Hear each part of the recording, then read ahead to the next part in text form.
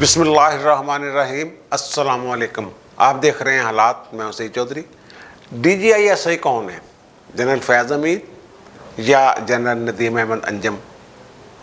ये रौला कैसे शुरू हुआ, शोर कैसे मचा? कौमी सलामती कमेटी का जो इजलास था उसमें दोनों जर्नैलों में से एक जर्नैल क्यों आए, दूसरे क्यों नहीं आए, इस पर बात करेंगे। और फिर क्या जनरल फैज़ हमीद के हवाले से जो बातें हो रही हैं, गेम इज़ ओवर का एक ट्रेंड बना, उसमें मरीम नवाज़ का कोई हाथ है या कोई और ताकतें हैं, इस पर बात करते हैं। लेकिन पहले वो बात करेंगे हम मियाँ शहबाज शरीफ साहब की। शहबाज शरीफ साहब पिछले दिनों सीढ़ियों से गिर गए थे। 15 दिन डॉक्टरों ने कहा था आराम करें, अभी 15 दिन हुए नहीं। कल उनकी पेशी है बैंकिंग कोर्ट में। वही जो FIA तफ्तीश कर रही है उनके बैंक अकाउंट्स की। और मैंने कहा था कि नहीं माशाल्लाह वो ठीक हैं, गिरे गुरे नहीं हैं, बस थोड़ी देर उन्होंने रेस्ट करना था, कुछ खामोशी इख्तियार करनी थी। मरियम की जो दरख्वास्त है इस्लामाबाद हाई कोर्ट में, उससे थोड़ा सा उन्होंने दूर रहना था, तो यही हुआ। अब वो इतला ये है, ख़ानदानी ज़राए ये बता रहे हैं कि कल वो जो बैंकिंग कोर्ट है, यहाँ उनकी ज़मानत का केस लगा हुआ, इंटरम बेल है उनकी, कबल गिरफ्तारी अबूरी ज़मानत पे हैं वो, कल वो पेश होंगे हमज़ा के साथ। तो ये थोड़ी सी इंफॉर्मेशन थी, वो मैं बता रहा हूँ कि वो माशाल्लाह ठीक हैं। वो मैंने अपने पिछले वीलाग में जो कहा था उसकी मैं एक तरह से ताइदी वीलाग कर रहा हूँ ये कि वो जाएंगे। और फिर जनरल फैज़ हमीद के हवाले से मरीम नवाज़ ने जो कहा है, हल्फ की खिलाफ वर्जी, अपने ज़ाती अज़ाइम के लिए हमारे साथ ये किया। और फिर इस्लामाबाद हाई कोर्ट ने एतराज़ भी ख़त्म कर दिया, समाअत भी होने वाली है। पिछले वीलाग में मैंने बहुत सारी बातें की हैं इस पर।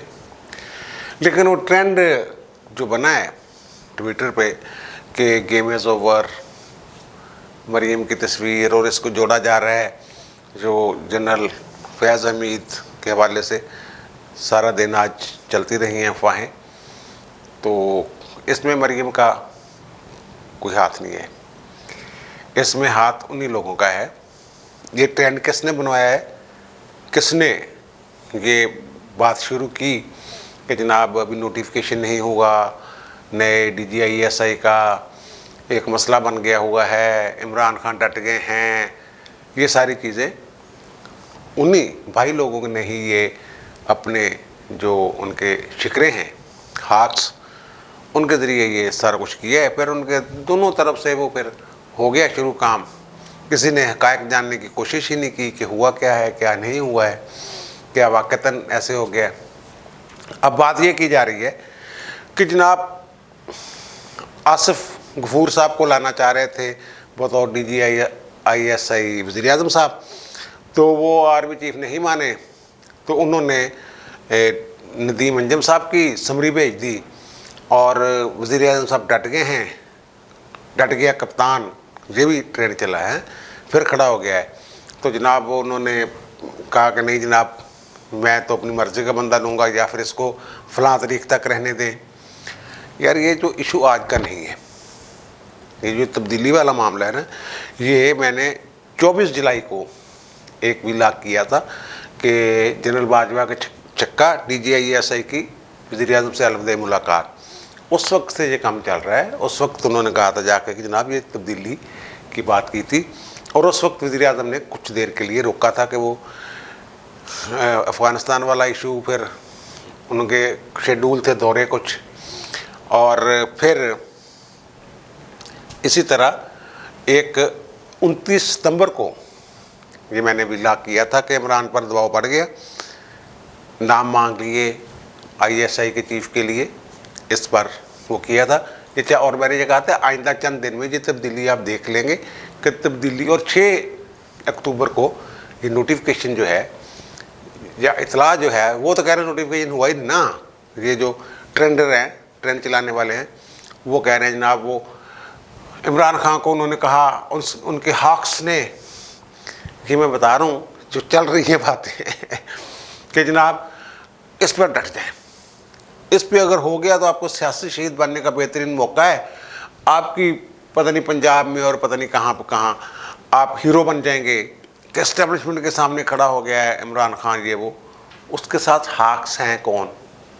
शेख रशीद हाक्स है, हाक्स में से शिकरा है शेख रशीद, फवाद चौधरी शिकरा है, फरोग नसीम शिकरा है। कौन कौन उनकी कबीना में ऐसा कौन? शफकत महमूद शिकरा है। ऐसा कौन शिकरा है जो इमरान खान को कहे कि पैरों दे भार पाओ जी, खड़े हो जाओ, देखो तुम हीरो बन जाओगे, आर्मी चीफ दे के खड़े हो जाओगे, वह रिकमेंड किया है बंदा, तुम DGI ऐसे नहीं लाओगे तो क्या बात है थोड़ी। ये सारे तो गेट नंबर 4 के बाहर बैठे हुए जो लोग हैं उनमें से हैं। ये इनको इमरान खान को ये इमरान खान इनकी बात मानेगा? ये हक़ है इमरान खान की कबीना में? मुझे कोई नज़र ही नहीं आ रहा शिकरा। वो सारे इसी तरह के मांगे तांगे के इधर उधर के पकड़ के बिठाए हुए लोग हैं। हो सकता है वज़ीर इत्तफ़ाक़ ने ये बात की, लेकिन वज़ीर इत्तफ़ाक़ के भी गेट नंबर 4 वो उन्हें वज़ीर इत्तफ़ाक़ बनाया किसने, क्यों बनाया है? इसलिए बनाया हुआ ने उन्हें कि वो समझते हैं कि ये उनके साथ मामला इसके भी ठीक हैं। शिकरे शुक्रे वाली बात कोई नहीं है। असल में ये शुरू तब हुआ 12 बजे के करीब, जब वो मीटिंग शुरू हुई है कौमी सलामती कमेटी की, जिसमें हसासदारों के और जो हमारे सिक्योरिटी एजेंसीज के हेड हैं वो भी जाने गए, आर्मी चीफ भी गए, फिर chairman joint chiefs of staff committee, वो क्या कहते हैं उसको, वो भी गए। मुसल्लह अफवाज के तीनों बहरिया और फ़ज़ाइया के सरबराहान गए। वहाँ कौन मौजूद नहीं था? वहाँ मौजूद नहीं थे DGISI नए जो हैं, जिनका नाम नदीम अहमद अंजम है, वो नहीं थे। और वहाँ थे आपके फैज़ हमीद साहब, जिनकी तैनाती हुई है पेशावर में। अब इससे लोगों ने अंदाज़ा लगा लिया कि नोटिफिकेशन ही नहीं हुआ। भाई इसमें थोड़ा सा आप समझें, फ़ौज में ऐसे नहीं होता ना। इस सतह पे वो हैंडिंग ओवर टेकिंग ओवर होती है चार्ज की, हैंडिंग ओवर टेकिंग ओवर नहीं होती। वो सिर्फ ब्रिगेडियर की सतह तक के जो अफसर हैं वो चार्ज देते हैं और लेते हैं। उसको हैंडिंग ओवर टेकिंग ओवर की तकरीब कह लें या लिखत पढ़त कर लें। लेकिन लेफ्टिनेंट जनरल के जो ओहदे के तबादले होते हैं, वो एक आता है दूसरा चला जाता है, या एक जाता है और दूसरा जाता है। वो हैंडिंग ओवर टेकिंग ओवर वाला चक्कर नहीं होता वहाँ पे। अब लेकिन जब ट्रांसफ़र होती है आर्मी में, वो मेरा ख्याल है, जो मैंने नोट किया है कि कम से कम 15 दिन का बीच में नोटिफिकेशन के बाद अगली जगह पे जाके जहाँ उनकी नई पोस्टिंग है, वो चार्ज संभालने में तकरीबन 15 दिन का 2 हफ्ते का गैप होता है। क्योंकि उन्होंने एक पूरा समेट के लेके जाना होता है, 20 बच्चों समेत। ये इनका ऐसे होता है, वो ट्रक जा रहे हैं सामान के, और सामान के ट्रक आ रहे हैं, और ये हो रहा है वो हो रहा है। ये नहीं कि एक बंदा गया जाके, वो पूरा अपने अरेंजमेंट के साथ जाते हैं और 15 दिन वो एंजॉय भी करते हैं अपना लाइफ। अब लेकिन जो कोर कमांडर होता है, अगरचे एक चला जाता है और दूसरा आ जाता है, लेकिन एक वहाँ रवायत है कि आने वाला जो लेफ्टिनेंट जनरल है, कोर कमांडर है, वो जाने वाले को एक सरमोनियल किस्म का डिनर देता है, अलामती कह लें आप, अलविदाई डिनर वो होता है कोर में। तो अभी तक जो नदीम अहमद अंजम साहब हैं, वहाँ नए कोर कमांडर जो हैं, सईद उनका नाम है, कराची के, वो भी वही मैंने कहा ना 15 दिन का गैप, वो अभी पूरा ही नहीं हुआ। जो कहा ना 21 तारीख बढ़िया है, मैं मेरा ख्याल ये है कि 21 या 22 को, या 20 21 22 6 को है ना, 15 दिन तकरीबन दरमियान कर लो, तुसी कर लो कि उसके बाद ये चार शार संभालने उन्होंने। और वो मैं फिर कह रहा हूँ कि हैंडिंग ओवर टेकिंग ओवर उस तरह नहीं होती जैसे सरकारी मुलाजमों की होती है। इस लेफ्टिनेंट जनरल की सतह के जो अफसर हैं, वो एक जाता है, दूसरा यानी एक चेयर से मैं उठा हूँ, दूसरा आके बैठ गया, बस। वो कोई नहीं लिखत पढ़त है वो कि जनाब किनिया गोलियां ने जनाब फलानी बैरक किन्ने बंदे ने, ये वो सारा असला उसला नहीं गिनना होंगे इन्होंने ये। और दूसरा आप याद करें कि जब आसम मुनीर साहब जो थे DGISI, जिन्हें अब कोर कमांडर गुजरांवाला लगाया गया है, उन्होंने भी अभी तक इख्तियार नहीं संभाला, अभी तक नहीं आए वहाँ। वो आसम मुनीर साहब के बाद आए फैज़ हमीद साहब। ये जून 16 या 17 की बात है 2019 की। तो ये ज़रा देखिएगा, चेक कीजिएगा।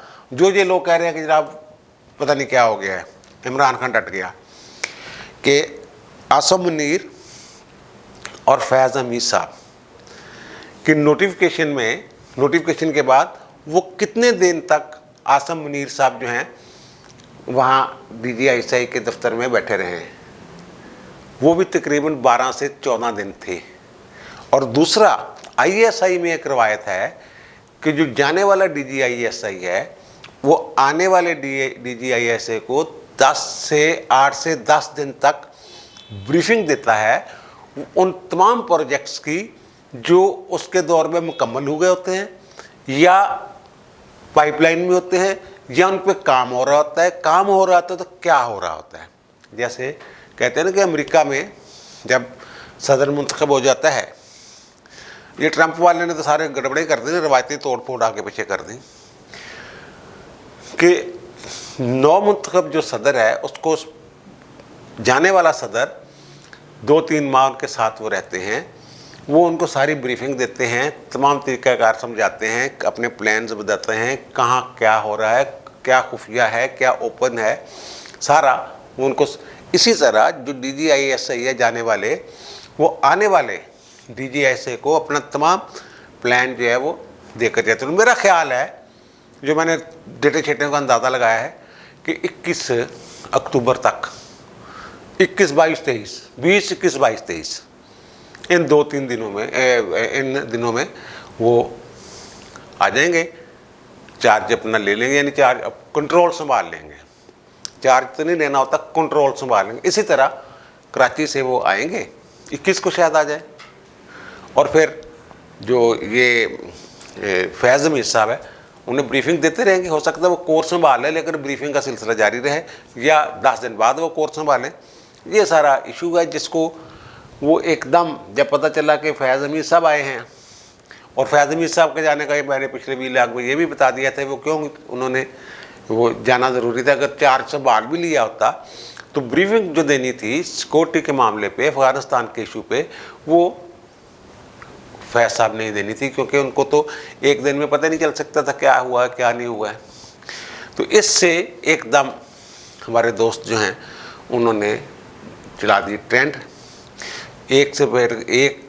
जब बड़े नाम का कोई बंदा जिसके बारे में हम समझे बहुत बाखबर है, खबर हो भी सकती है कि उनकी कोई खबर हो ऐसी, तो फिर एक ट्रेंड चल पड़ता है कि जनाब उसने कह दिया है तो इसका मतलब खबर है।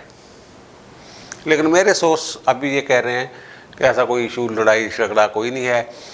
शुरू में बातें ऐसी हुई हैं जो, जैसा मैंने अपने पुराने व्लॉग्स का जिक्र किया है, कि वो आसिफ गफूर साहब को लाना चाह रहे थे, वो कह रहे थे नहीं जनाब, क्योंकि ये FC रद्दल फसाद का जो ऑपरेशन था रद्दल फसाद, उस दौरान ये FC बलूचिस्तान के IG थे, और वो बड़ा अहम 2-3 चीज़ें बड़ी अहम। एक अफ़गानिस्तान वाला मसला हो गया, पेशावर वहाँ, क्योंकि वो समझते हैं फैज़ हमीद साहब बेहतरीन मामला आते इसको, इसलिए उनको वहाँ, और क्योंकि वो कोयटा में उन्होंने बड़ा वक्त गुजारा हुआ है, नवीद अपना अंजम साहब ने, नदीम अंजम साहब ने, तो इसलिए उन्हें ये अहदा दिया गया है ऐसा कि वो सारी जो दहशत गर्दी ये वो जो भी हो रहा है, तहरीकें, पीछे किसका हाथ किसका नहीं, वो सारा, इसलिए वो उन्हें वो भी अच्छा। अब इसको एक और एंगल से भी लिया जाए कि जनाब इमरान खान, उनके एक नदीम अंजम साहब, मेरा ख्याल वो FC के जो IG हैं 2018 तक रहे। उनका मकसद ये था कि उनको बताना बलोचों को कि आप तो पाकिस्तान बनाने वालों में से हैं, और ये जो पहाड़ों पे चढ़ जाना और ये और वो अमन के लिए जो बात करता है उसको जोड़ना, लो ये तो काजी साहब का हामी है, इमरान डर गया है। और भाई ये सारा कुछ तयशुदा था, सारा कुछ एमी नहीं हो जाता कि जनाब आप फलां बंदे को लगाना चाहते हैं, मैंने तो इसको लगा देना। वो अपॉइंटिंग अथॉरिटीज वज़ीर आज़म है, उनसे बात किए बगैर, उनको एतमाद में लिए बगैर ऐसा नोटिफिकेशन जारी नहीं किया जा सकता। ISPR ऐसी प्रेस रिलीज जारी नहीं करती जो उसे बाद में वापस लेनी पड़े तकर्रियों के हवाले से। वैसे तो वो रिजेक्टेड की जगह फिर वो माजरत भी कर लेते हैं कभी कभार, लेकिन यहाँ ऐसा जो मुझे पता चला है ऐसा है 21, 22, 23, 20, 21, 22, 23 इन दिनों में वो कोर संभालने वाले सईद साहब कोर संभाल लेंगे, ये अपना वो चार्ज संभाल लेंगे। 10-15 दिन का वक्त होता है बीच में, वहाँ उन्होंने दोस्तों से मुलाकातें करनी होती हैं, पिंड पुंड जाना होता है, यार पिंड भी तो जाना होता ना कुछ और। तो अब दीजिए मुझे इजाज़त, इंशाल्लाह दोबारा मुलाकात होगी नए वीला के साथ। अल्लाह हाफ़िज़।